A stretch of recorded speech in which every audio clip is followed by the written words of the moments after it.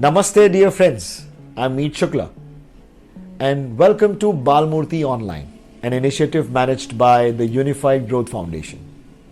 Today's episode, the role of parents in a child's upbringing, is based on Balakona Vikasma Valiono Fado by Naresh Damor. It's a thoughtful reflection on how different parenting styles, from overcaring to overdaring, can affect a child's growth and how finding a balanced approach can help children truly flourish. Let's have a look.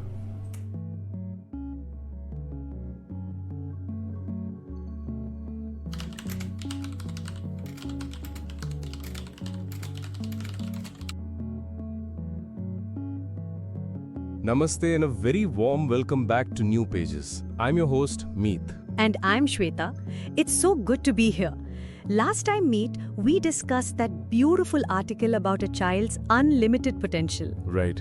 And today, we have a piece that feels like the next chapter in that conversation. It absolutely does. This one is called The Role of Parents in a Child's Upbringing by Naresh Damor. And it dives deep into the how. How do we as parents, as guardians, actually help that potential flourish? And it starts with such beautiful imagery, doesn't it? It says a mother's affection is serene, constant, and deep, while a father's care has the strength of a mountain. Wow. But the author quickly moves from the poetry to the reality. He argues that this immense love can sometimes lead us down two very different but equally challenging paths. Yes, he classifies them so clearly, the overcaring parent and the overdaring parent. Yeah. Shweta, let's talk about the first one, the overcaring parent. It feels very familiar in today's world. Oh, completely. This is the parent who, with the best intentions and a heart full of love, smooths every part for their child. They are the ones doing the homework to reduce stress, building the science project themselves to ensure it's perfect. Essentially, they wrap the child in cotton wool. Exactly. The article points out that this kind of excessive affection creates an unhealthy dependency. The child simply doesn't get a chance to build their own confidence or learn practical life skills. And that's the tragedy of it. The intention is to protect, but the outcome is a child who is hesitant, unsure, and unable to cope with struggles later in life. You're trying to help them win, but you're not letting them learn how to even run the race. Exactly. And then the author presents the polar opposite, the overdaring parent. It really was. He connects this style more to rural or poverty-stricken backgrounds, where survival is the main focus. Okay. Here, children are expected to be little adults, managing the household, cooking meals, raising their younger siblings while the parents are out working. The parents are not uninvolved out of a lack of love, but out of sheer exhaustion and necessity. Right.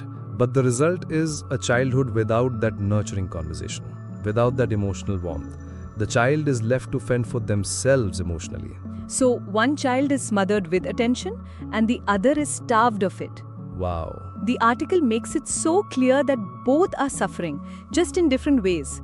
A child from an overdaring home might have incredible hidden talents, but without a parent to notice and say, "Wow, you sing so beautifully," that talent never gets a chance to shine.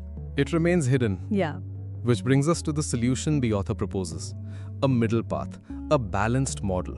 He says parents should be their child's cheerleader. I love that. It's a perfect phrase. A cheerleader encourages you from the sidelines. They don't run the race for you. And this brings us back to what might be the most common parenting mistake, which the author is desperate for us to stop: the culture of comparison. Oh, yes, the dreaded, "Why can't you be more like your cousin?" Yup. Or the ultimate classic, "Why can't you score like Sharma ji's son?" Exactly. It's a poison. The article pleads with us to understand that every child is unique. If you try to force an artist to become a lawyer, you don't get a good lawyer. You just lose a great artist. The final words are so simple and yet so profound. Let them bloom in their own way. It's a powerful reminder that our role isn't to mold them into our own image, but to provide the right conditions for them to discover who they already are. Well said.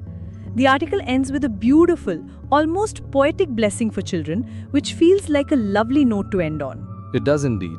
It's a call for a more mindful, more empathetic approach to parenting. Now, here's a question we'd like you to think about.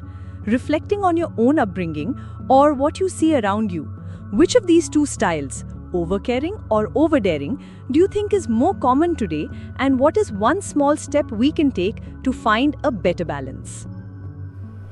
Thank you so much for watching the role of parents in a child's upbringing.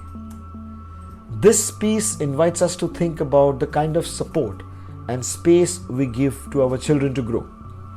In your view, what's one small change parents can make to better balance care and independence?